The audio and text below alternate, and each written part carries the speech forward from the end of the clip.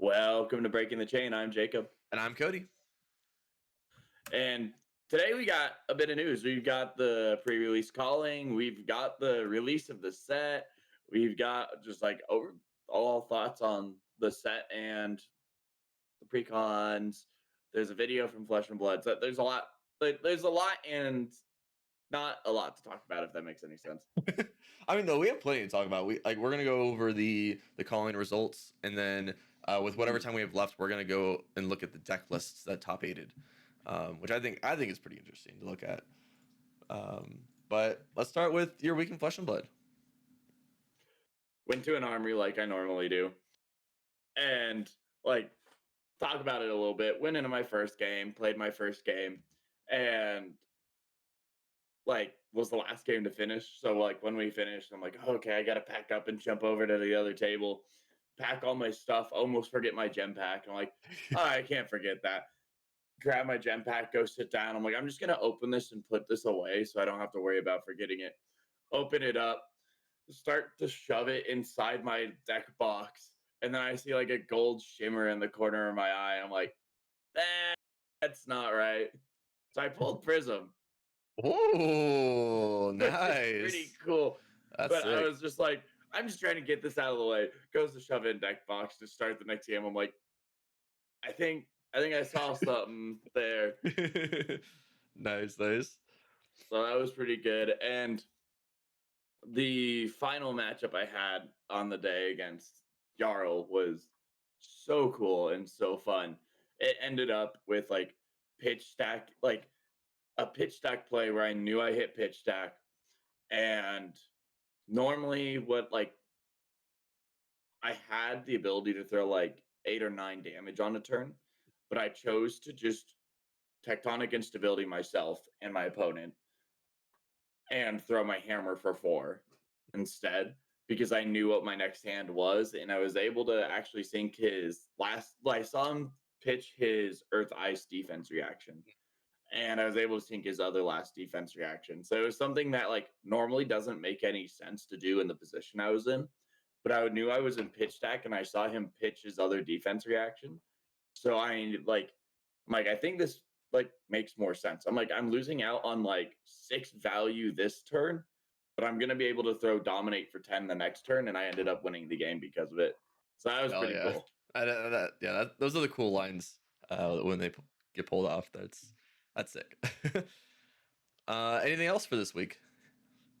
I mean, I opened some compendium. You can kind of see it in the background there, but we can definitely get into that a little bit later. I mean, I was going to get to it for my week in Flesh and Blood, if you want to get into it now. Okay, I mean, yeah, I can talk about it a little bit. Opened up 2 boxes. The spicy thing I got a Marvel Benji, so that's pretty cool. Ooh, that's cool. So I'm going to have to build Benji in Sage now, which I love Benji. He's one of my favorite ninjas. I want to say Ira and Benji are pretty high up there. Other than that, there was not a ton in my box. Yeah. 2 boxes. I didn't get any legendaries. I didn't get anything out of the antiquity packs. I didn't get a lot of the rares I wanted, which was kind of interesting. I was able to get the block card, which was the most important to me, and I actually got a full playset. So that's pretty cool. Which considering is pretty sick that you got a full playset of the block card. Yeah, super duper sick. It's really cool because that's probably the most important card for me in the set. But outside of that, I didn't get the Laden with Frost I wanted. I didn't get any double. I got 1 doubling season, no Laden with Frost. It's just a bunch of different random cards that I'm like, oh, I want to build a deck around it, and I pulled 0 of. So it's just interesting with the set because it's I was talking to you about this last night, that there's so many cards in the set that if you had a box where every single card was different, you still aren't going to get every single card in the set. So it is just it's a super weird experience to pull cards from. Because there's 300 cards, right? It's 360. I can do and there's 9 cards per pack. Laden with Frost is an ice card, right? It's an elemental. Oh, it's elemental. Okay. I was Yeah. in the wrong section. That's why. But Oh, I yeah, did get a doubling so you season. It's get actually the top card here. So I actually did pull doubling season. oh sweet. Yeah, you can pull 216 different cards in a box, and you're still missing 150 different cards in the set, That's crazy. which is Yeah. which is insane. And that's where it's like, it is a weird opening experience. All right, I got one for you at least. Yeah. Okay.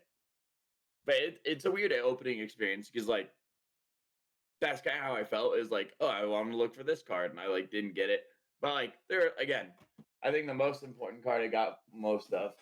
I mean, I didn't even get the basalt boots, but I have some trades lined up, so that's good. I actually have a whole playset for you. I did pull a playset of it. Sweet. I Um, got some stuff. yeah, I guess that'll lead into my week in plush business. We're already talking about. I got a case. I kind of sorted it when I was opening it. What's funny is so this tray has how many does it have? It has it's a 3x6, so it's 18 slots, and I did not have enough spots for every category of card. So I had to double up on something, like do like some sort of like an alphabetical style, like assassin and chaos is in here, and like it's like brute and bard because there's a bard card. The shapeshifters with the wizard. There's like I had to do some really funky stuff when I was sorting it. But for some of the hits, I actually didn't even know that they had the Marvel Evo Evo base or Evo betas, I should say. So this is actually it looks really good in person. It is pretty cool. I do like it a lot, although I don't need it, and someone else wanted it, or local wanted it, so I sold it to him. And then I pulled a Marvel Gravy ally, the Bubba Lubba. Unfortunately, it's backwards on the camera, and it's also not wanting to focus. If I put it in front of my face, maybe it'll focus. Come on, there we go. There we go. Pretty cool card. And then, yeah, I had since I got a case, I got 4 antiquity packs. I didn't pull anything particularly good, but the cold foil art cards are actually really cool looking. Also, I got 2 of the star, the center of the Riches of Triple Donny art. And I was thinking, like, I can't decide if I want to try to collect all of them or get rid of mine. Like, it's a tough choice right now of if I want to spend the money on finishing out the art pieces or not. Oh yeah, and then I pulled a Shelter of the Storm, or Shelter from the Storm rather, which I do like the art on it. I'm trying to figure out what art cards got pulled. Are there 3 different arts you can do? Is that what it is? It's like Riches. I would assume. And then I have this like earthy one. I don't know what it's for. That one's from Vandal, Heart of Vandal. Oh, it is Heart of Vandal? Yeah. What I like is it's the gems then, isn't it? Yeah. I like how the backs are like giant flesh and blood cards. I like the back part too. The rainbow parts of the cards that I got is a pillar. Yeah, it's part of the eye. A little root. Yeah. For the Heart of Vandal. The art, the cold foil art cards are really cool looking though. I do like that. Well, I think these are just rainbow foil. Are they rainbow foil? I thought they were cold foil. Maybe they are rainbow foil. I think it's the tournament packs are cold foil. You're right. They are rainbow foil. Yeah, they are rainbow foil. Yeah, I was thinking about the tournament packs. Yeah, then I got they're cool. Like the antiquity borders, I do like them for the cards that I got. But I mean, I don't know. They're just not like special enough for me to like go grab them over the regular ones to me anyway.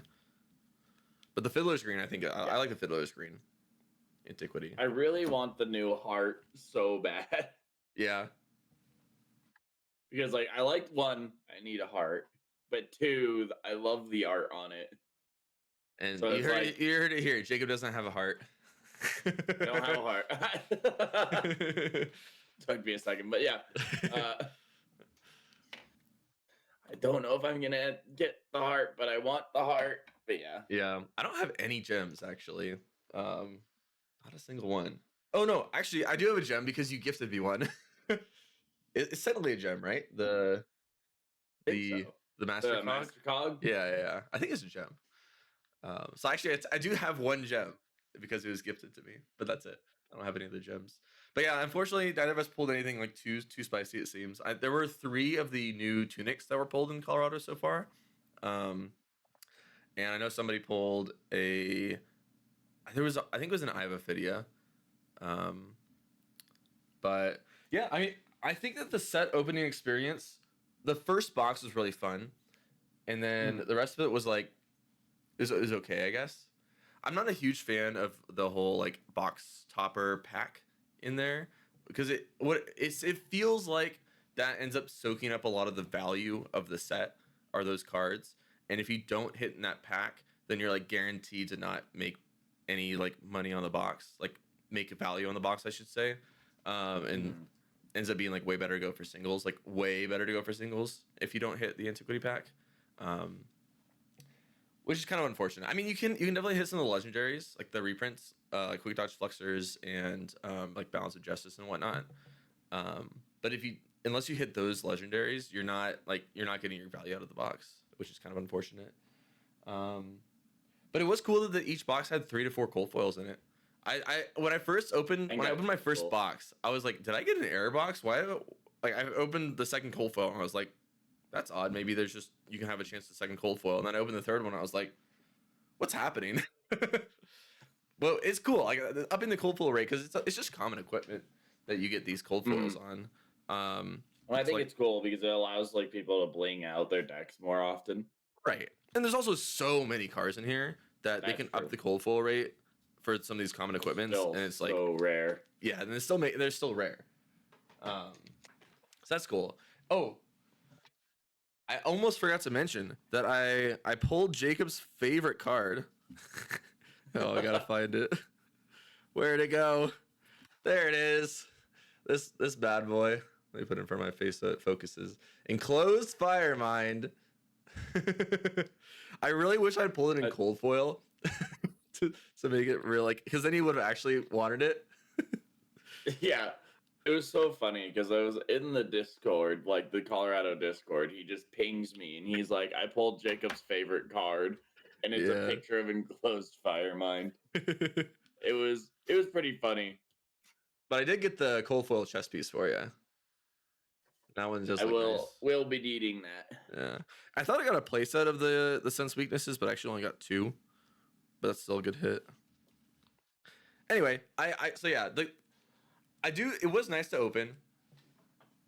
I do wish that it was like considering the size of the set, I don't like that they were only 9 card packs. I will say that there were a lot of packs that had like 3 rares or more, because it was like the last 3 cards could be rare pluses, and then the foil slot could also be rare. So I had like a packs that had 3 rares and a majestic, or like 4 rares. So like at least like the rare rate seems a little higher, but it was still. I still definitely don't have a play set after opening a whole case. And with most sets, you'll get a play set of commons and rares, or like you'll be missing just a handful of rares when you get a case. And this set is just not that's just not the case, pun intended. It's like you need 2 cases to get a play set of cards. And I don't know that I can really justify getting a second case. So I'll have to like get the other singles for Silver Age separately. Yeah, I got my 2 boxes off store credit. The rest of it I am buying. Because I think like opening up a couple boxes was fun. I could definitely see if like this is like the set getting into the game. This is like a good set to open up a lot of. Right. Oh, did I lose you for a sec? Oh, I didn't lose you. Oh, okay, never mind then. But I can see like if you're newer to the game, this is a cool set to open like a lot more product of, because like there's a lot of really cool cards in here for a lot of classes. But it feels like for more like, and like especially with reprints too, trying to hit the reprints. But especially with like, I feel like more in franchise players, it's not as like necessary to do this. Like you can just buy the Majestics online and you're not missing a whole lot.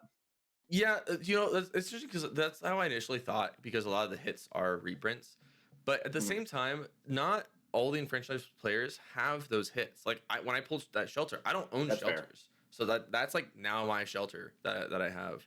Some people don't have some of the generic pieces because like they play different heroes, and so now they can have those pieces for a new hero that they want to play.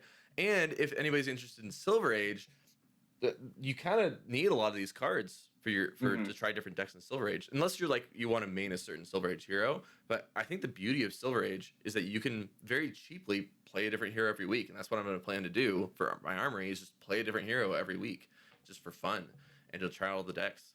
So like before I before I open the set, I guess before like lately I should say, I thought the same thought, but then the more I think about it, the more I'm like, no, this actually, unless you're like just not interested in Silver Age at all, this actually is good for enfranchised players.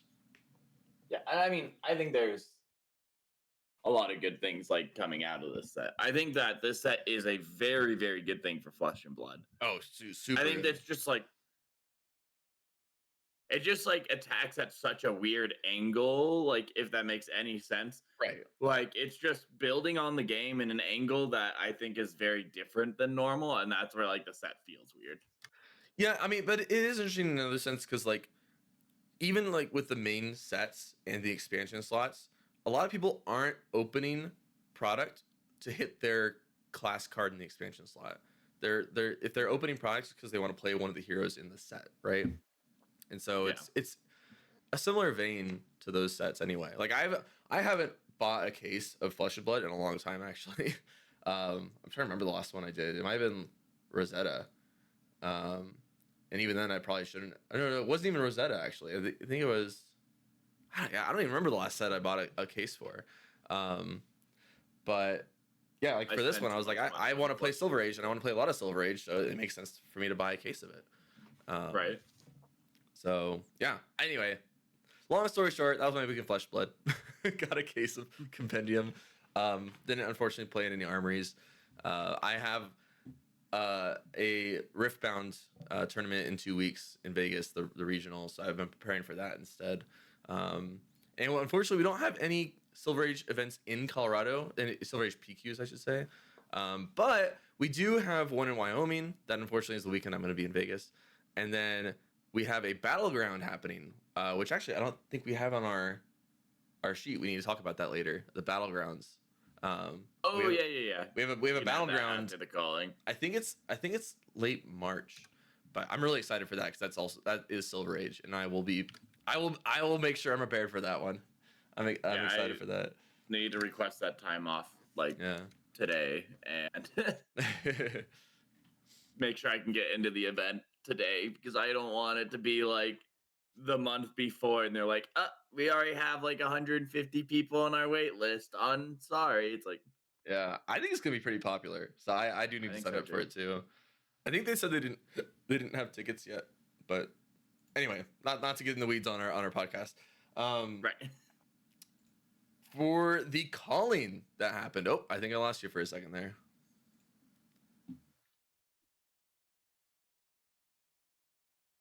All right, that time I did lose you for a second there. All right. For the calling London, I think we went over a little bit of this because we were recording on Saturday mornings now. So we already knew that there were 755 players in the breakdown of heroes. But for conversion rates, we didn't have that yet. So the top 96 players, day 2, the most heroes in order, 24 Briars, then 9 Bravos, 7 Iras, 7 Oldhams, 6 KOs, 5 Dories, 5-5, 4 Olympia, 4 Valda, 4 Kano, and then actually was that like 12 other heroes that had 1 or more conversions to day 2? But something like that, yeah. But by far, a lot of Briars, 17% of Briars converted to day 2, which is a pretty good amount. The highest conversion rate was Olympia. 4 out of, let's see, how many Olympias were there? Why can't I find them in the It'd be top one? 9. Yeah, 4 out of 9 Olympias converted to day 2, which is a pretty sizable amount. And then 31% of Valdas converted to day 2. I gotta say, we gotta dig into the meat and potatoes of this Valda. Like, I'm sure a lot of people have heard a lot of these like conversion rates, but I think it's like super interesting. I personally think, and this is our podcast, that it's super interesting that Valda has like converted over so well. Because one, I think she's underestimated as a deck. I agree. I think she's very good, and I think that she does a lot of things that a lot of decks don't have the power to do. She operates on an access to like have evasion and pay for her stuff to block in like a weird access. Like, is she the best deck in format? No. But could you go and win like a Sage battle or like Sage Pro Quest? Definitely. Like, Oh yeah. I think she's very good. And I think this conversion rate like helps show that. Like, there's only like 31% of people and 4 people made it into day two. But those 4 people that made it into day two, the one was 11-3 and just barely missed like top 8. 14 and or not 14, sorry, 10-4 and 9-5. But it's like I don't know, I was rooting for the Valdo the entire time, and it was like the last or second to last round I saw they got a loss, and I'm like, no, they got knocked out, and then they won their next match. But it was like, I think Valda is very sneaky good, and I think she's going like under the radar, and a lot of like people talking about it. Like I've seen like DM Armada's video, like, oh, who's good in Sage, and he doesn't even bring up Valda once. I was like, what is this? So I I just have to kidnap the podcast for a second because I'm like, I think it's a very good deck, and I think the conversion rate shows it, and I think that it just does very strong things for a low power format. Yeah, no, I mean, I agree. Our games that we played, I think last week, you were very much showing the power of the deck. It felt super strong when I was playing into it, especially with your turn zero plays into me. Yeah, like 2 of them were pretty crazy. Yeah. But yeah, no, deck is strong. I think that if I had a Silver Age Pro Quest, I would actually be seriously considering Valdo for that Pro Quest. And I think that the data backs that up too. But yeah, I think this is fairly expected. Briar doing well, Farvo doing well. I run Oldhim up there. Olympia is it's basically just a Decimator Great Axe deck, and then Fi's obviously doing well. Kano was the surprising one for me. I did not expect Kano to be doing as well as he did. And spoiler alert, he did win the showdown, which I think we don't have a bracket for. I did not have that bracket, no. But yeah, that the showdown was won by he's the gravy player. Shoot, I forget the name of the player. I'm blanking on it. Very good player. I'm pulling it up. Yeah, very good player. But he took down the showdown with Kano, and I just did not expect that. I thought that the format would be Jacob Clement. That's right, Jacob Clement on Kano. Be Arthur Jahay on Kano in the finals. It was a Kano mirror in the finals. That's crazy. Yep.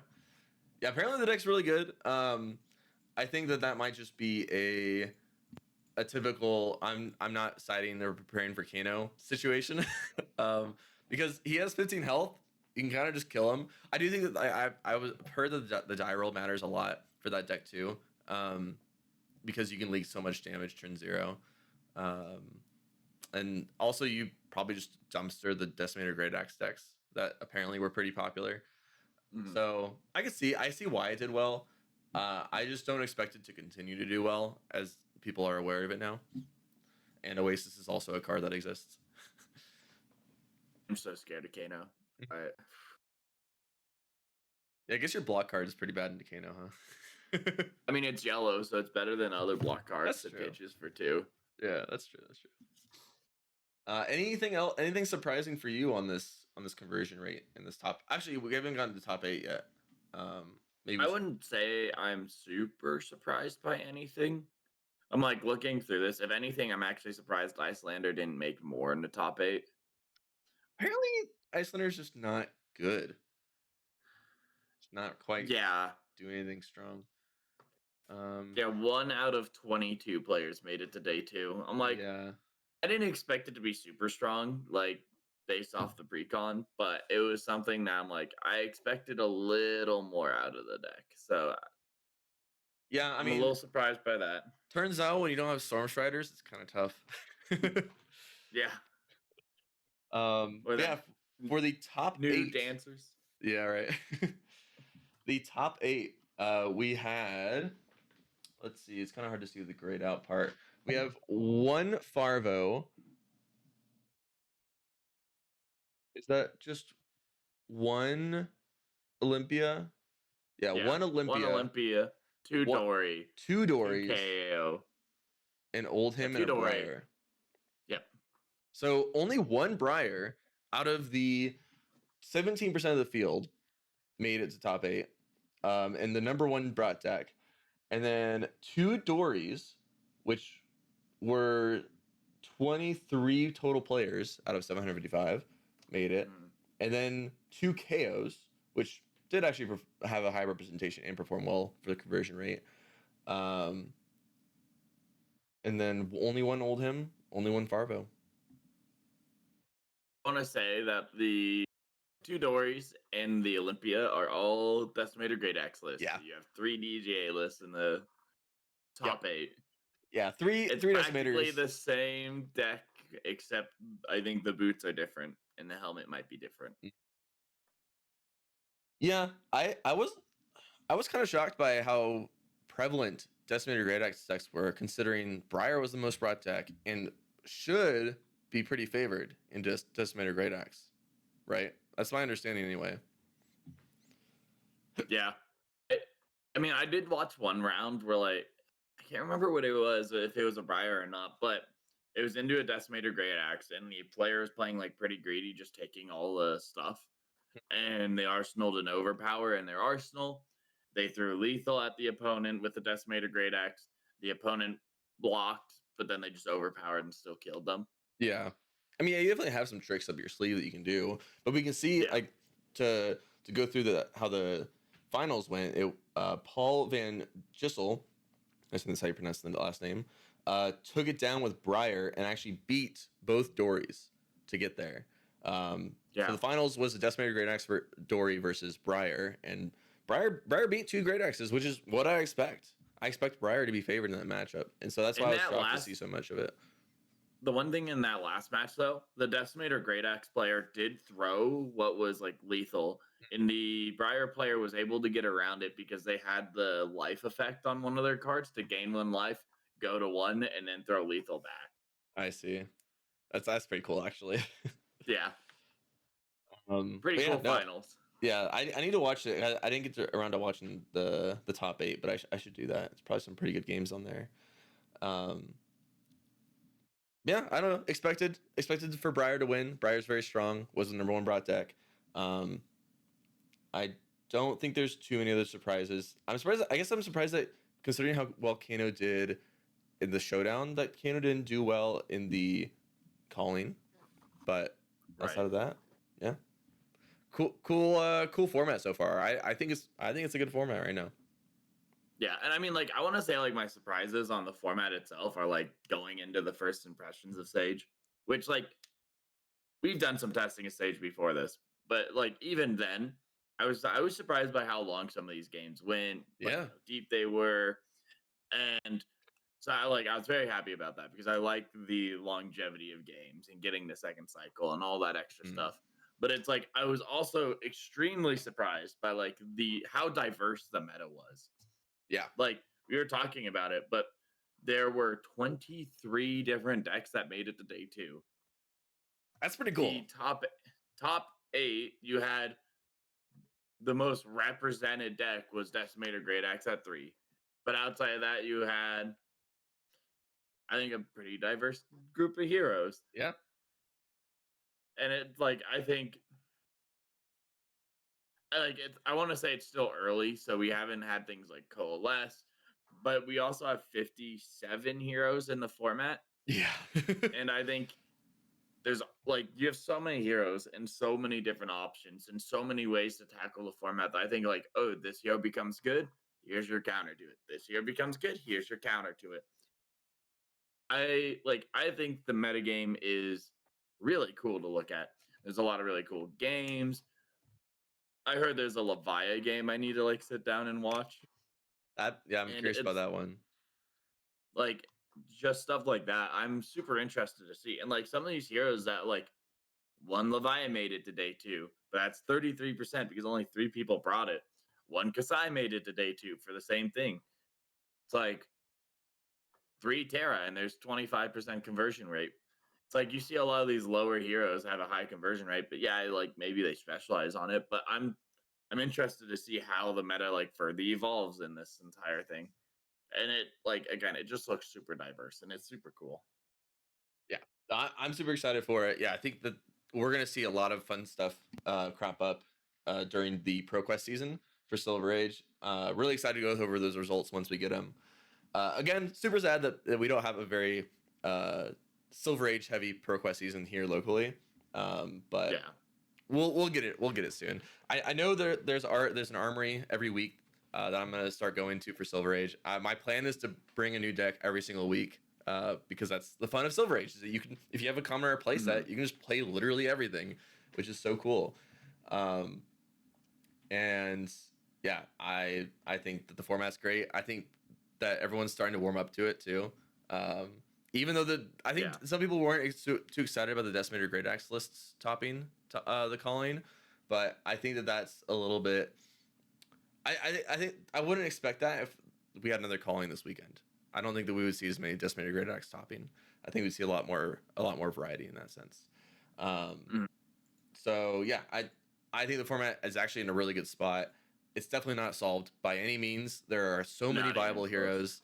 And something else that was actually pretty cool, someone took the Phi Precon to top 24, which you told me that last night, and I thought that was so cool that someone did that. I think that's super cool. And I will say, the only thing is that you're like, oh, someone took a Precon to like top 24, and I was like, oh, it was Phi, right? And you're like, yeah, it's Phi. But he started by saying a Precon, and then I was like, I think I know what Precon that was. Yeah, I think it was 23rd place that the Phi got. Okay. But I mean, I still think it's super cool, and it's like you can go and recommend if someone's like, I really want to jump into this game. What's the best deck? You can be like, the Phi deck's actually really competitive. It's really good, and it's also, I think, probably one of the easier decks for people to pick up. Like you don't have to worry about what the opponent's doing as much as what you're doing, and you're still gonna succeed at the game. And so it's like, I think it's super good that that's a good deck, and the other decks are yet to be seen. But like, I think this dives into a conversation I wanted to talk about a little bit. But it's like, are the Sage decks good? Like, are the Sage precons good? And I think you can generally say, like, is it good for the game? Yes. Like, obviously. I think if you're a new player and you just want to go to an army, you could pick up any of those Sage precons and do okay. I think the bigger question is, are they good for like the $20 ticket to the $2 million prize that they're talking about? And I think this proves that it is if you choose the right deck at the right time, then yeah, sure. But I definitely feel like there's some decks that maybe are a little less power level or just designed in that just don't feel like they're quite there. And that was always going to be the case, right? Like you weren't ever going to be able to grab any of these precons and take it to a win at a pro tour. And they also, for the chapter 1 and 2, they tried to do one of every class, right? And so some classes are just not going to be quite as strong as other ones. There are also 57 legal heroes. They're not all going to be strong. Some of the heroes are just not really playable, unfortunately. But yeah, I am curious to see, like, for example, the Farvo and KO decks that made top 8 of the calling, and see how those compare to the precons. Like, how far off are the precons from the decks that people took to successes here, and kind of judge those precons based on that. But yeah, the Phi one, I mean, the Phi one actually looked pretty solid. Yeah. The Phi one does look really good. I think Phi got a lot of really good support in this set. Excuse me. I wouldn't be surprised if Phi is one of the best heroes until LLs and CC. I think they did a lot to really buff Phi, and I think it's really interesting because it feels like they took a lot of these heroes that were like little below power rate and buff them, Yeah, exactly. And except for I'm Betsy. yeah, except for Betsy. I'm still salty about that. Poor Betsy. Yeah, I think I'm really curious to see how the meta shifts based on every set that comes out too, because the every set will introduce so many new cards for Silver Age. There's gonna be a lot more playable cards for Silver Age that come out with every set, more so than CC, um, outside of new heroes, obviously. But I think that it'll be really exciting to see how the meta changes, not only as people just develop strategies into the top decks, but as new cards release on a pretty regular basis. But yeah, on to Battlegrounds. Flesh and Blood announced a new local tournament, not series. What's the word I'm looking for? Event type? And isn't it like the top of level 2 now? I think so. Yeah, so Is my 5 days ago. understanding it's on the Uh, same level as like RTNs in yeah, ProQuest, but it's technically above them in like the scope and like prizing. right. Yeah, it's a new tier 2 organized play series coming to local game stores with no qualification required. Battlegrounds is where local communities collide to see who will rise above the rest and claim the title of Battlegrounds champion. And then under the quick hits, it's tier 2. It is a single day event, no qualification needed. It's hosted by top local game stores. I don't know what that means necessarily by top local game stores. Um, I but think the Go ahead. I think the idea is it's supposed to be like, hey, within like the distance, I don't know, but it's like within this many hours of your place, which game store has one the biggest size, and two like the most average attendance, and we'll give them the battleground because when they can host it, two they're the most involved, and that's what my understanding of like the top local game store. And I think the big detail here is that the pricing is really good actually. So here's the pricing. It says it features elite pricing even if you're just participating. First, a PTI for first place, which is a big deal by the way. Those Pretty cool. I don't know what the pricing is going to be now that I think more PTIs are starting to get handed out than before, but those usually run around $500 to $700. So Mm. first place, a PTI. Then there is a random drop gold foil prize card awarded first place. So first place, I don't understand why they haven't quite like fixed that top loading pricing for these things. But anyway, there's the typical like ProQuest or RTN level gold foil for first place. Then there is a Battlegrounds Champion resource coin awarded to first place. So I'm assuming that's like a little resource coin like token like they make it Nats every year, the Fat Metal style. But specific to Battlegrounds Champion. There's playmats for first and second place, cold foil promos for top 4, rainbow foil promos for top 8, and then tournament packs for participation. And if you guys haven't already seen what's in these tournament packs, they are amazing. They are so cool. I They're so would cool. I would highly recommend going to a local Battlegrounds event, even if you don't think you'll top 8, for a tournament pack because those things are sick. They are really really cool. I think they did a really good job of making like entering one of these tournaments look so enticing and look so cool. Which Because is it's like, what they okay, I need. can just go.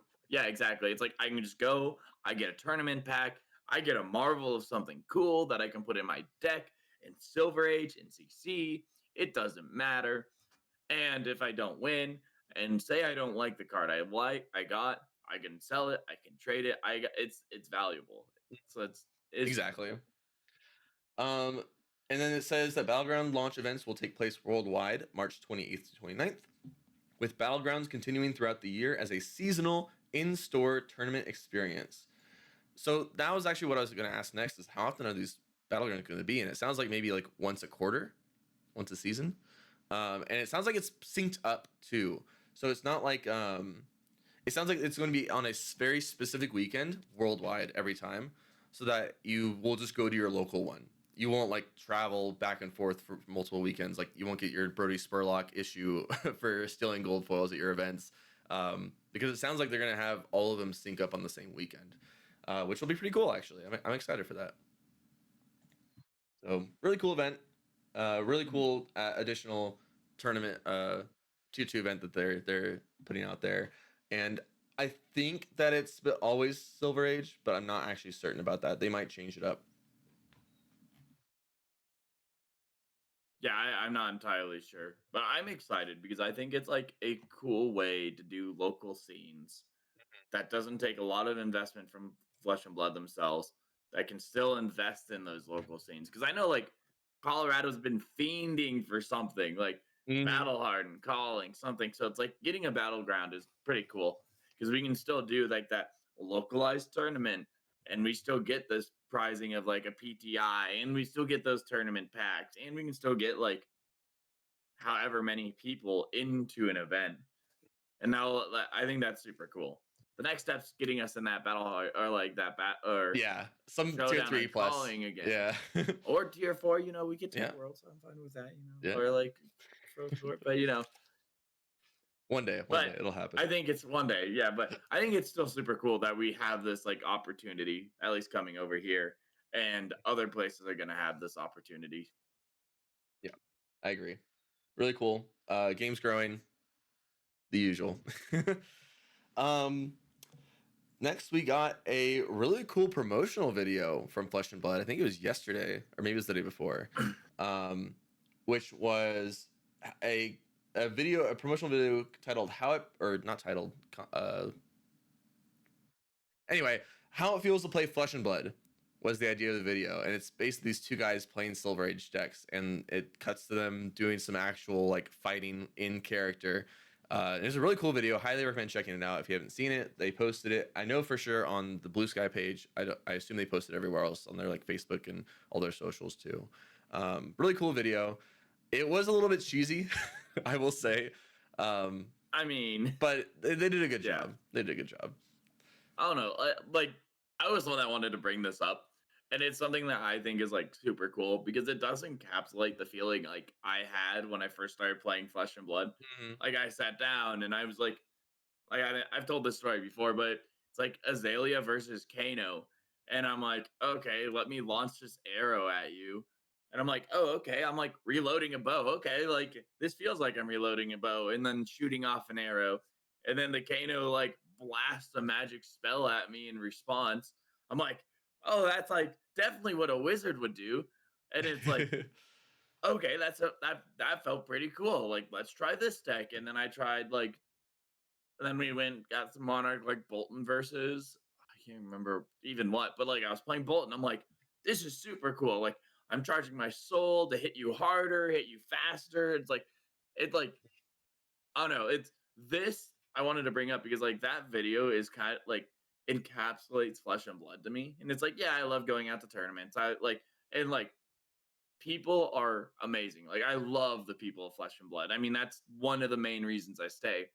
But that's why I love the game. Like I can dive into a game and I can feel that tension in that moment of like, oh, I see myself hitting the opponent with a hammer. They're staggering back. And like we talked about this a long time ago with like High Seas when we were talking about Swell Tide, where it's like, Mhm. oh, what's the image of how do you gain 3 energy while riding a boat? Like you pitch the blue off the top of your deck. And it's like the idea I had in my mind is oh well you're riding the momentum of the waves and you use that to come down with more force and that's where I'm like to me a lot of Flesh and Blood is like how does this apply to a battle and that's where I've like I don't know this video is really cool to me because that is like how I mentally process Flesh and Blood for like just a casual fun way like I definitely have my competitive moments of like I need to do the most optimal thing. I'm not thinking about like how I'm being hit or how the game's going or flowing but like when I'm doing super casual stuff, like that's exactly what I'm thinking about. And so Right.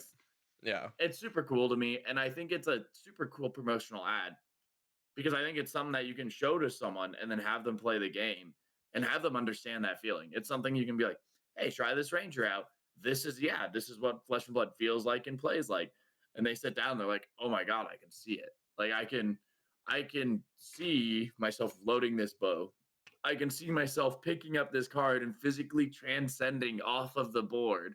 I can see myself like what's another one? Being a wizard and just arcane damage after every spell. Like after everything you do and like trying to back up because I can't do physical as well, but I can definitely throw something at you that's gonna stop like burn you or freeze you. Or like you're playing the guardian in the scene where like the ninja just hits the guardian and he just stands there and looks at them. It's so cool. I really enjoy it. I wanted to bring that up because like I was super impressed, and I think that encapsulated my feeling, especially when I started the Yeah, game. yeah, no, I agree. That how it feels to play Flesh and Blood, it's very accurate in that sense of like, yeah, I when I first started the game, the ranger part was a big um, thematic thing that drew me in, Mhm. right? You have to knock the arrow into your arsenal, and then you get to launch it out with all using your bow, and then you have the equipment that starts in play. This is like your armor that you're starting with, Mhm. and it breaks over time, and you get weaker over time, and you use it, and then now it's it's got a dent in it or something, or maybe like they chopped off the leather straps you got on, and it's really cool thematically how the game plays.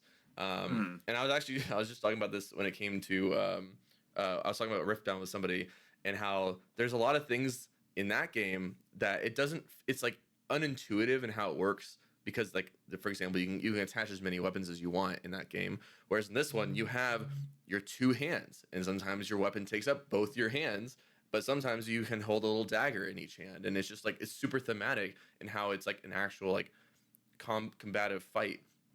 And Mhm. that's one thing that's super unique about the game, and I really like. Yeah. And I'm really happy that they like aim this towards Silver Age too, because like one that ad I think is a very good way to show people like, hey, this is like Flesh and Blood. Here's the product that you want to get. This is, and then like it also has the end like, oh, like them playing the Silver Age decks at the Pro Tour, which again I think if it was five, sure, but it's something where it's like I think the idea is enticing enough, and it's something where sure, maybe those decks aren't 100% power level, but I am sure if you're missing the card that it makes your deck the deck, someone from around at your armory will hand you that 1 cent card to make your Right. deck better. And like, but it gives you such a good jumping off point. It lets you feel what the heroes feel like. And like, I'm excited to see Fi play more with like Phoenix Flames. Like, oh, he is leading this rebellion, or he's part of this rebellion, and he's all about the power of the Phoenix. And now you're gonna see him using this Phoenix to power up his turns by drawing more cards, even if it's through an attack, or even just hitting with the little fire of the Phoenix every once in a while. Like, I don't know, it's super cool to me, and I'm like super excited to like see new players jump onto the game because of that. And then maybe they're competitive players and they say, "Oh, I can pay $20 and get into the competitive scene." That's pretty cool. Like I think that ad was perfect, and I think it does. It's super exciting to me. Speaking of, actually, I'm kind of curious here. Um, that's got to be wrong.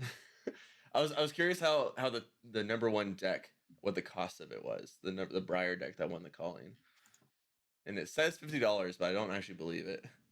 So I'm sure the prices are going to be a little weird right now, just because the set like cards haven't quite like come out exactly. Like the most expensive thing has to be like Arcane Polarity, Burn Up Shock, maybe Lightning Press, Sigil of Suffering. Like there's just like these cards aren't expensive. It's just like it must be like TCG player pricing is all it is. Like they're just not expensive cards, just by any means. Mm. Arcane Polarity is like the only exception, but it's also in the Silver Age precon, so it's not actually it shouldn't be that expensive. From what I can tell, it's Static Shock and Flourish and Static Sizzle Shock. that are the three most expensive cards, Oh, and there are more Flourish kind of makes sense, unfortunately. And Sizzle, yeah, because they're part of that first strike First deck. Strike. Yeah.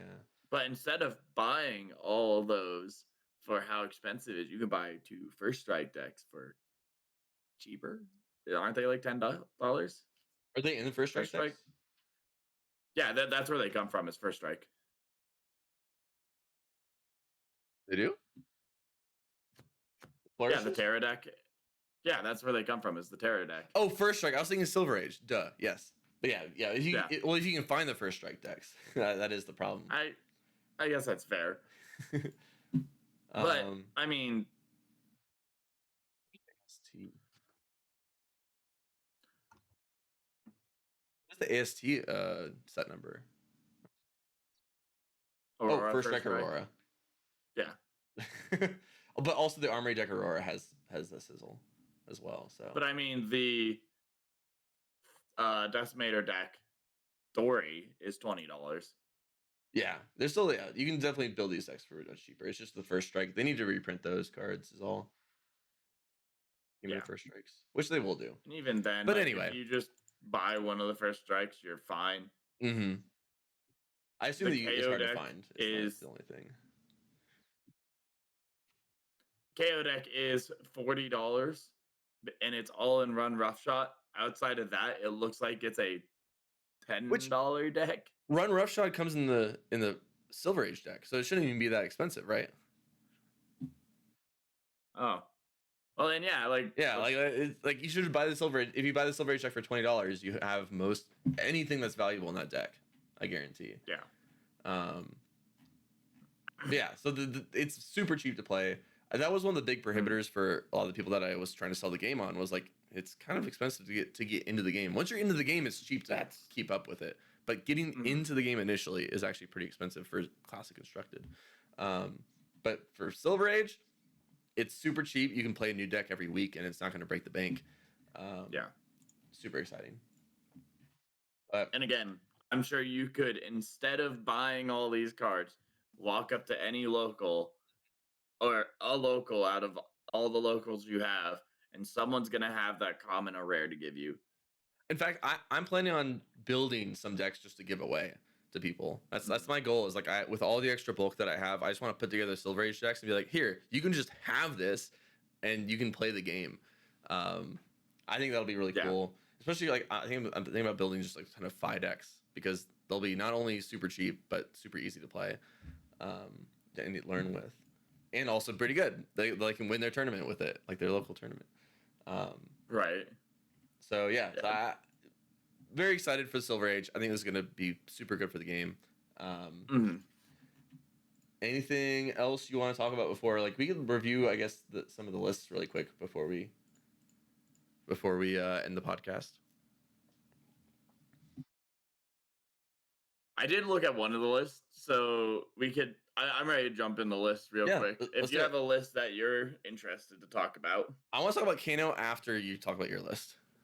Okay, so I want to talk about the Bravo list that made it super far, just because I think it's super duper interesting. Because the Bravo list, well, I think what's cool is it runs the Merc Heller Helm, which is if you control a gold, it gets +1, temper 1, and then it has destroy this the next time you draw a card from a gold this turn, instead draw 2, which I, again, don't think is as relevant. And it's something I talked about like when we were reviewing all the cards. Temper 2 on a helmet is insane. And this Bravo is running this and running Test of Strength to get a gold to have Temper 2 on a helmet. Huh. That's cool. And this was the Bravo that went first place in the top 8. Got knocked out round 1, but it's like you have that. You also have Unflinching Foothold, which is a rare boot that just says target attack loses and can't gain dominate. Pretty strong, pretty cool. Battle win 1. And it's like I think it's just interesting. The rest of it's pretty stock standard. Boulder Drops, Cartilage Crush, Choke Slam. Crash and Bash I don't think is crazy tech. Fault Line's not crazy. Renounced Grandeur is at least not crazy to me. I've been running it in my decks. But it's like a lot of this just makes sense. Like the biggest thing is just like Test of Strength in that helmet. And I just think that's cool. Where it's like I don't think this is actually far altered off of the Precon. It's just the rare helmet, the rare boots. Actually, I guess that's the a good civic question. equipment, but I want to look at the Precon and see how different it is. LSS. Well, I think they tried to make Bravo about the new cards, so the equipment's completely different I mean, and test the strength. I think Renounce Grandeur and Fault Line are like the main differences. Other than that, it's mostly the same. so yeah, the precon has Zealous Belting for extension. I mean, Fault Line is in both lists. Oh, it isn't, but that's it. Yeah, it is in both lists. They also both have Crash and Bash. It's like the blue base Yep. is a little bit different, and they don't have that like helmet plus the test of strength combo in the precon. But they instead just have Blade Beckoner helm. They also have Blade Beckoner gauntlets gloves instead of the Guardian arms. The Gauntlet of Boulder Hold, yeah. But I mean, otherwise, it's fairly close. They have some more some other clashing blues in the precon. It looks like, or no, sorry, this is the main one.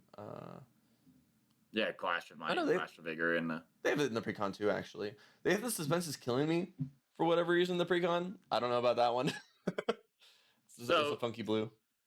It's a good CC Bravo blue, and I think that they wanted the chess piece, and that's the only thing that activates the chess piece in the entire deck for Bravo. And the precon deck. Yeah, that's like the questionable choice was like the chess piece instead of just like the Civics Duty, but Play an Aura. I guess they also have Edge of Their Seats in there. oh, okay. So like they have. Do you want to 2 ways? Yeah. So then, really quick for the Kano deck, it's a bit of a Bolander style deck. I didn't realize that. So it has 2 Finals Fighting Spirit red and 1 red Wounded Bull. It's running some of the potions that you would expect. It's got for the spells. It's a Stir the Aether Wind. Where's the other one? snapbacks?